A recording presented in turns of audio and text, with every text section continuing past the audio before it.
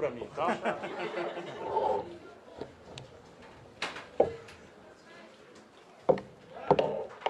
Gente, o presidente Ciro chegou hoje por volta de 3 da tarde, se dirigiu ao hotel, houve um contratempo por conta do trânsito, ele teve que falar também com alguns órgãos da imprensa nacional. Chegando aqui, vai proferir daqui a pouco uma palestra, amanhã tem uma visita no INPA, à tarde na CDL, estamos à disposição. Fique à vontade.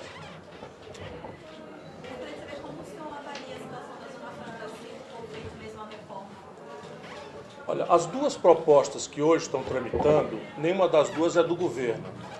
Ambas ferem de morte a Zona Franca de Manaus, porque não são sequer merecedoras do nome reforma tributária. Elas são uma tentativa de simplificação tributária, mas nasce dali uma espécie de monstrengo, porque a lógica antecedente é de criar um IVA, que tem o nome de Imposto sobre Bens e Serviços, IBS. Mas é o velho IVA da literatura e da experiência internacional. A lógica do IVA é a cobrança do destino. Se você faz isso, acaba completamente as estruturas de incentivo fiscal do Nordeste e a Zona Franca de Manaus. Então, essas duas propostas são inaceitáveis. Mas a do governo nós não conhecemos ainda. Então, nós precisamos aguardar, porque as duas que estão tramitando, uma pelo Senado, outra pela Câmara, tem esse defeito. E tem outros defeitos graves. Elas mantêm a distorção mais grave de todas, que é subtributar os ricos e supertributar a classe média e os mais pobres. Essa proposta continua com a mesma perversidade. E qual seria a sua proposta, presidente? Ela está escrita, tem uma proposta que foi anunciada. Aí a questão para mim é muito simples. A Zona Franca de Manaus tem que ser preservada e o que nós precisamos fazer em relação a ela é criar um conjunto de incentivos adicionais para verticalizar e interiorizar vamos dizer, o adensamento, a agregação de valor nela. Porque ao longo do tempo, nós praticamente abandonamos, o governo central brasileiro abandonou esse esforço. Eu não esqueço de que nos primeiros momentos do governo Lula, eu era ministro, e eu estudei, não sei como está hoje, o caso da Nokia. Então a Nokia basicamente não exportava nenhum celular a partir daqui, na época, e praticamente trazia do estrangeiro todos os componentes. O que você podia criar um conjunto de incentivos adicionais para verticalizar aqui, a partir do adensamento tecnológico de menor complexidade para o maior. Não é razoável de supor que a Nokia vai produzir um chip aqui, porque ela não produz chip, né? Mas a casquinha de plástico dava para começar a fazer e fazer mais para o interior, né? Quem sabe lá em Parintins, por exemplo. Se você fala em jogar para o interior, a Zona Franca de Manaus, o presidente Bolsonaro esteve aqui esses últimos 2 dias e disse que a solução é garimpar a Amazônia e plantar cana-de-açúcar também. É por aí? Olha, isso é uma proposta absolutamente estúpida, não é? Que só é possível ser afirmada por alguém que nunca se deteve para conhecer o Brasil de verdade. Bolsonaro explora um sentimento de abandono que o povo amazônico ainda tem em relação ao poder central e tirou uma votação extraordinária por causa disso. Porém, é um grosseiro equívoco para quem, como eu, conhece a Amazônia e ainda tem necessidade de, sempre que posso, voltar a estudar, ouvir os sábios daqui. Por isso que eu amanhã, inclusive, não vou falar, vou ouvir os cientistas do INPA para que a gente atualize as compreensões. Mas a minha sensação, por tudo quanto eu já visitei, eu já administrei uma seca na Amazônia como ministro da Integração Nacional, só para você ter uma ideia, coisa que nenhum brasileiro imagina que é possível, porque os igarapés baixaram de nível, e isso colapsou o abastecimento de muitas populações, e eu tive que fazer aí. Eu já me hospedei lá em Tabatinga, era comandante o general Heleno, que acabou se corrompendo aí no governo do Bolsonaro. Enfim, dá para conhecer a Amazônia, e elas são várias Amazônias, não é? Você tem, por exemplo, a condição de desmatamento do Pará é uma, a condição de desmatamento do Amazonas e do Acre é outra, bem distinta. O tipo de solo, não é, que você tem aqui na substância do território do interior do Amazonas é um solo mais arenoso, de dificuldade grande de se recompor. Já por aí afora, por exemplo, a Transamazônica foi engolida muitas vezes nos trechos Altamira, Santarém, lá pelo Pará. Entretanto, coisas de infraestrutura, como o eixo BR-163, Cuiabá, Santarém, Miritituba, a BR-119, são coisas que vocês têm direito de discutir. E não é razoável a capital do Amazonas, de onde sai 8% da produção industrial brasileira, não ter uma conexão rodoviária com o país. Pois é, aí tu esbarra na questão da 319, né? Não, para mim não. Ele vai flexibilizar as leis ambientais para... Não é disso que se trata. O que se trata aqui é fazer o zoneamento econômico e ecológico. Vamos lembrar que a BR-319 já existiu e já foi licenciada. O que nós precisamos fazer agora, aprendendo com as coisas que nós vimos, para o bem e para o mal, é estabelecer um projeto de contenção da depredação que acontece quando a infraestrutura descuidadamente é jogada sem uma estrutura de zoneamento econômico e ecológico e uma presença de comando e controle do Estado no território. Isso é o que falta. Não é problema de flexibilização de lei nenhuma. Sempre pegando essa linha de falando de Bolsonaro, a gente está falando também pegando o pensamento que você traz no seu programa, de vou fazer uma provocação que a gente tem discutido assim, que a gente ouve discutir, é que você seria como se fosse um Bolsonaro melhorado em relação aos contra-ataques que são direcionados a você. Como que você avalia essa denominação? Rapaz, é melhor me comparar com a porca-prenha que se eu parir eu lhe dou um bacurinho dos novos. Né? Veja, em que, pelo amor de Deus, essa comparação? O Bolsonaro foi 28 anos um sanguessuga no parlamento brasileiro, nunca deu um dia de serviço a ninguém, ligado à política mais suja do Rio de Janeiro. Está todo mundo preso, os parceiros do Bolsonaro estão todos presos. Eduardo Cunha, Sérgio Cabral e tal. Eu venho de ter sido o prefeito de capital mais popular do país, o governador de estado mais popular do país, ganhei o Prêmio Mundial de Combate à Mortalidade Infantil, administrei a economia do Brasil, ajudei a fazer o Plano Real, que o Bolsonaro votou contra.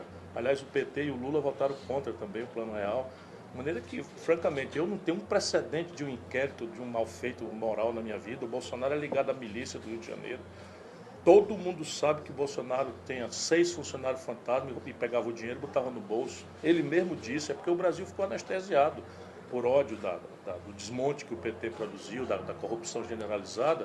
O povo brasileiro não quis ver e votou no protesto. Eu até compreendo com o meu coração.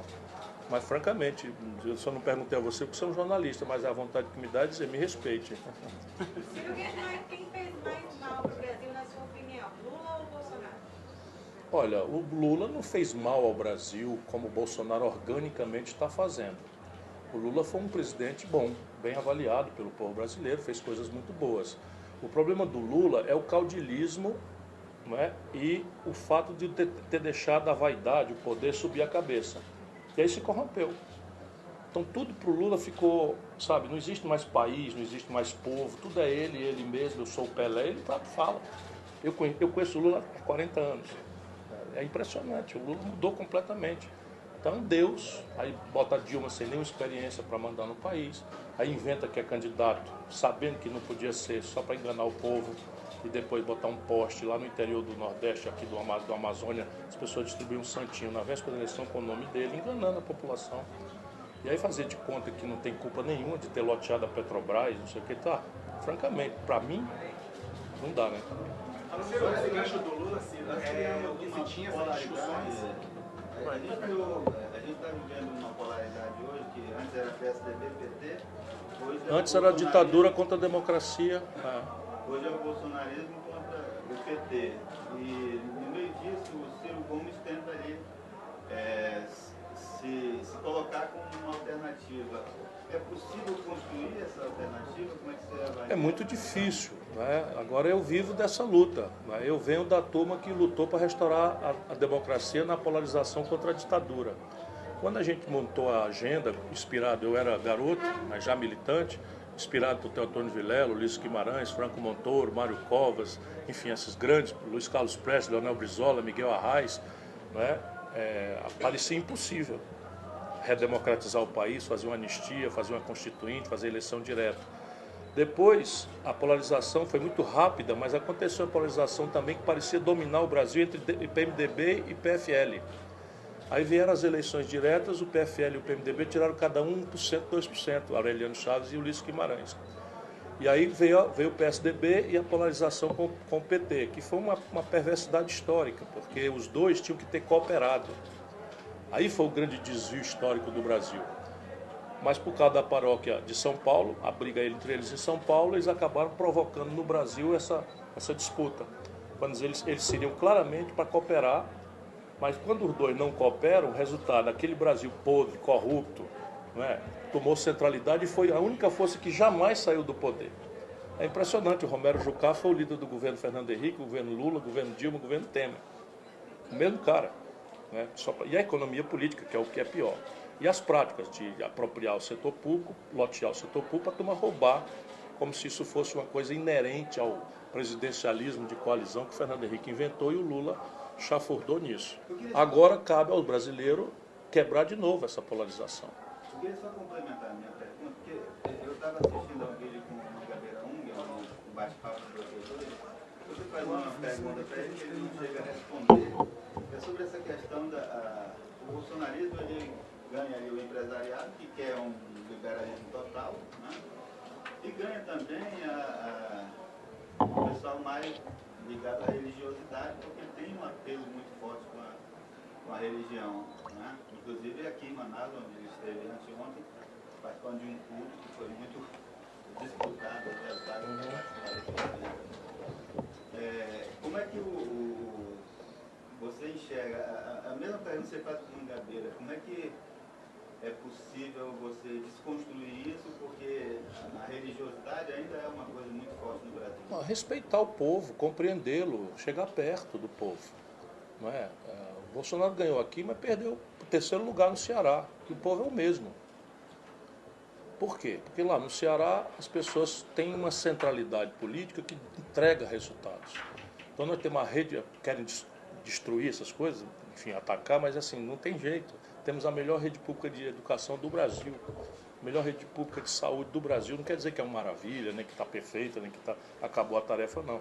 Nós temos já uma de cada 3 escolas de nível médio em tempo integral, com a garotada adquirindo uma profissão e sendo pago o estágio remunerado pelo governo. Então lá, onde as pessoas conhecem, a política faz sentido para elas. Infelizmente, aqui, vocês têm que a religião toma uma relevância maior, porque a política tem, infelizmente, sofrido grandes crises aqui no Amazonas. Veja o que tem acontecido com as suas lideranças importantes. Eu não quero fazer juízo de valor, mas todos têm um problema mais ou menos grave no momento que nós estamos falando aqui. E aí a religião, que é um refúgio de um povo que está machucado pelo desemprego, está machucado pelo privilégio, está machucado pela violência. E a política não diz nada para eles, a não ser mentira, privilégio, enfim. Então o que nós temos que fazer é mostrar para o povo que a adoração dele ao sagrado não pode ser manipulada pelo interesse politiqueiro. Por quê? Porque a tarefa da política é garantir a liberdade de culto. É garantir que todos possam expressar sua adoração a Deus da forma como entenderem correta. E que um não pode interferir de forma violenta na forma com que aquele outro adora a Deus ou não tem capacidade de adorar a Deus. Isso é o Estado laico. Quando isso não foi feito, a humanidade passou perrengues muito graves, muito graves. Os maiores genocídios do planeta Terra foram cometidos por esse tipo de preconceito e por essa mistura desrespeitosa com o povo de religiosidade e política. Ciro falando assim nesse gancho do PT, do Lula, se falava muito em relação a um acordo ou a uma discussão que você seria a bola da vez, inclusive com o apoio do PT. Houve essa discussão no momento inoportuno, foi desfeita para que você fosse... O PT tem a natureza do escorpião e se tem um brasileiro que não pode se enganar com o PT, sou eu. Claro que a gente, na política, a gente vale pelo que afirma e pelo que nega. Então eu fui candidato em 2002, não consegui para o segundo turno, evidentemente contra o Serra e ia votar no Lula. Como lá atrás eu votei também. Eu votei no Covas no primeiro turno em 89, votei no Lula no segundo, que é da lógica. Agora, fiz a mesma coisa, votei, só que mudou agora é que eu não faço mais campanha, porque na minha opinião, este grupo que dominou o PT, que eu chamo de lulopetismo corrompido, está fazendo um mal extremo ao Brasil. Ela me perguntou se o Lula fez mal como o Bolsonaro. Não, o Lula foi um bom presidente. Agora, o lulopetismo, que se bebe na popularidade farta do Lula, tem feito um mal extremo ao Brasil. Um mal extremo ao Brasil. Hoje, nós temos a notícia de que o Banco Central do Brasil resolveu tabelar a aberração do cheque especial. Pô, eu fico morrendo de vergonha. O PT foi governo 14 anos, os juros mais criminosos do mundo, e eu reclamando esses anos todos, aí vem o Bolsonaro e faz. Professor, agora falando como acadêmica aqui da UFAM de Economia, o que o senhor tem a dizer sobre a indústria 4.0? A gente já vem tendo bastante palestras falando sobre isso. A gente precisa tomar muito cuidado com essas as agendas do mundo avançado que entram na nossa cabeça como se fosse a nossa agenda. E elas têm que ser também. Só que o Brasil tem uma agenda retardatária do século XIX, por exemplo, a reforma agrária não consumada. O Brasil tem uma agenda retardatária do século XX, por exemplo, a indústria. As primeiras perguntas de vocês sobre o polo industrial de Manaus. Isso é indústria, ponto final. Ao modo do século XX de considerar. O Brasil não pode abrir mão dessa indústria, pelo contrário. Nós tivemos 30% do PIB de base industrial e isso está sendo destruído. Nós temos menos de 11% hoje do PIB de base industrial. E não existe 4.0 sem base industrial, sem cadeia complexa. O que é a economia 4.0? A economia 4.0 são serviços agregados à indústria de alta sofisticação tecnológica, a economia da inteligência. Então o Brasil tem que assoviar, chupar cana e correr ao mesmo tempo. Não entendi. O candidato Uissa vai ser o candidato para prefeito? Olha, nós na direção nacional tiramos uma diretriz de que o PDT vai lançar candidato próprio em todas as capitais e cidades com mais de 300 mil habitantes.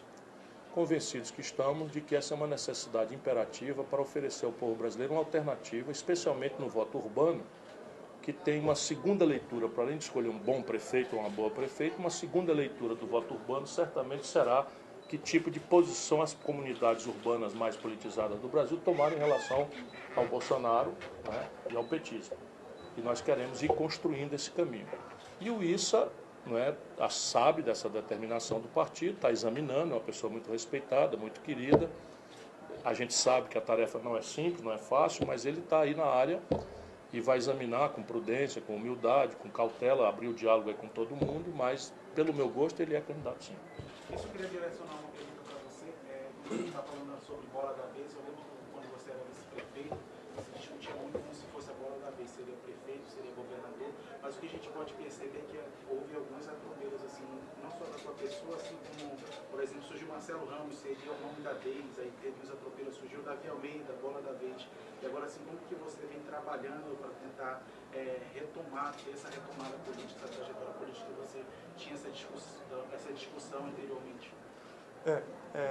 Primeiro, boa noite. É bom relembrar que quem deu início ao processo de renovação do processo político aqui fomos nós, a partir daquela eleição de 2010. E é claro que quando a gente inicia na política muito novo, a nossa ânsia de querer ganhar qualquer processo eleitoral é muito forte. Hoje o tempo passou, hoje eu não tenho mais a ilusão da inexperiência e muito menos a vaidade de querer chegar a algum lugar por chegar. Já fui deputado federal, vice-prefeito, secretário de obras, vereador. Portanto, eu estou muito prudente, muito pé no chão. E, por incrível que pareça, o tempo passa e as circunstâncias estão cada vez melhor. Porque hoje a sociedade não quer nenhum imaturo, nenhum novo sem experiência alguma e, ao mesmo tempo, não quer as velhas oligarquias. Então, eu acredito que em 2020 nós vamos ter uma eleição muito propícia para os intermediários, ou seja, aqueles que têm o vigor administrativo, a vontade de fazer, mas, ao mesmo tempo, a experiência.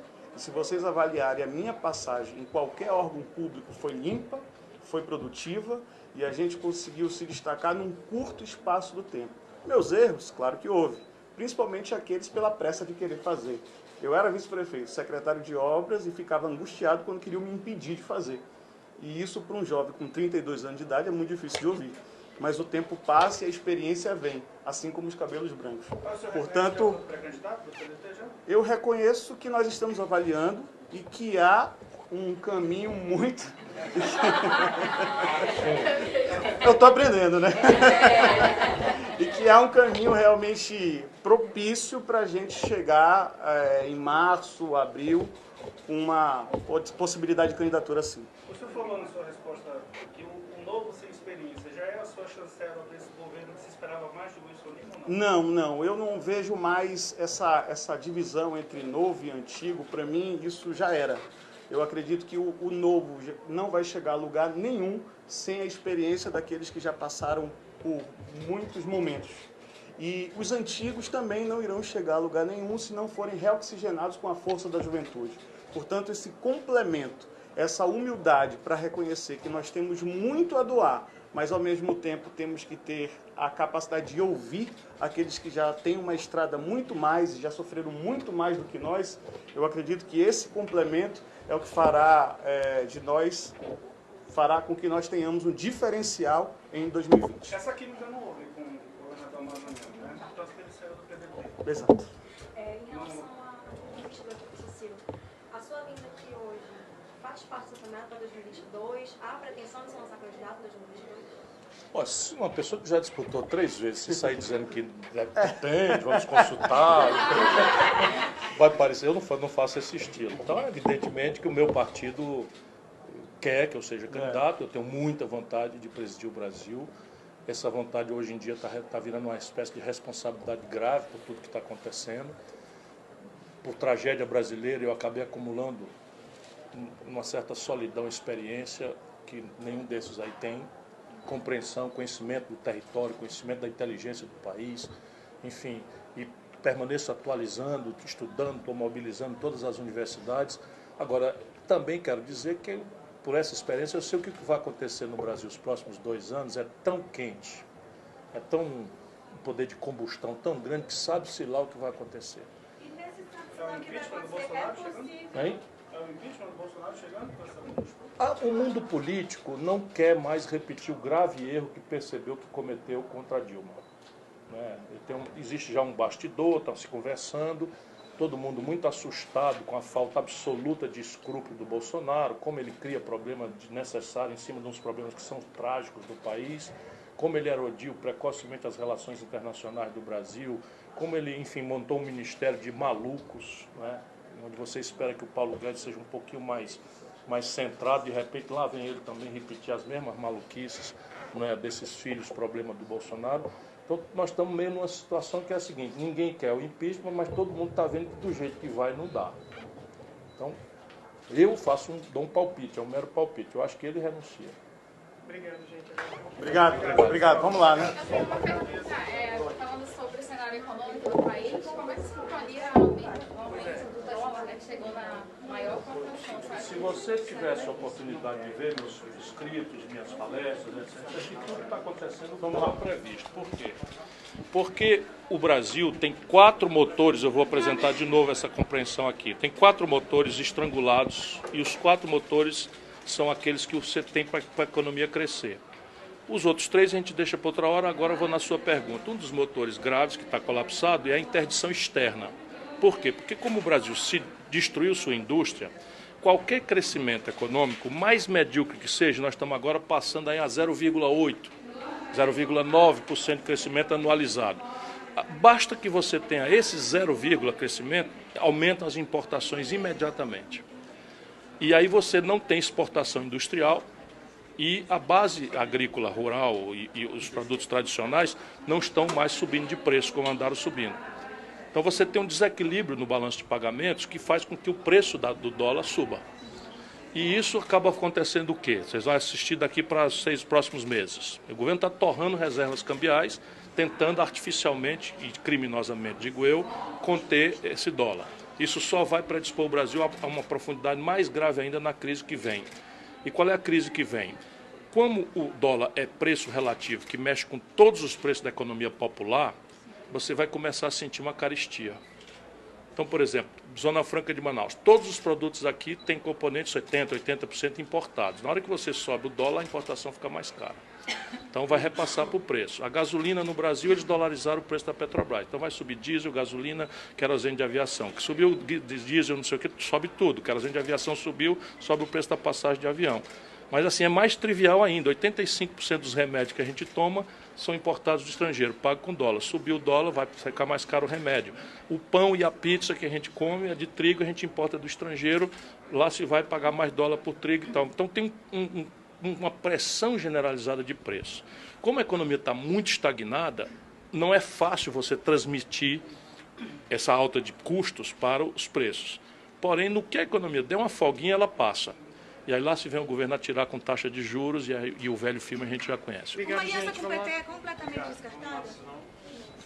É muito improvável, mas na política não pode ser completamente descartável. Mas essa burocracia corrompida é parte do problema. É isso aí, a gente estava acompanhando aqui a entrevista coletiva do Ciro Gomes, pré-candidato a presidente da República pelo PDT. É um evento do PDT aqui em Manaus. O Ciro vai fazer agora uma conferência aqui, participa de uma conferência aqui na UFAM, no auditório Eulálio Chaves. E primeiro concedeu essa entrevista à imprensa, a gente acompanhou e agora a gente encerra por aqui a nossa live agradecendo a sua audiência. Muito obrigado. Amazonas Atual, Amazonas Atual aí participando desse processo político com você.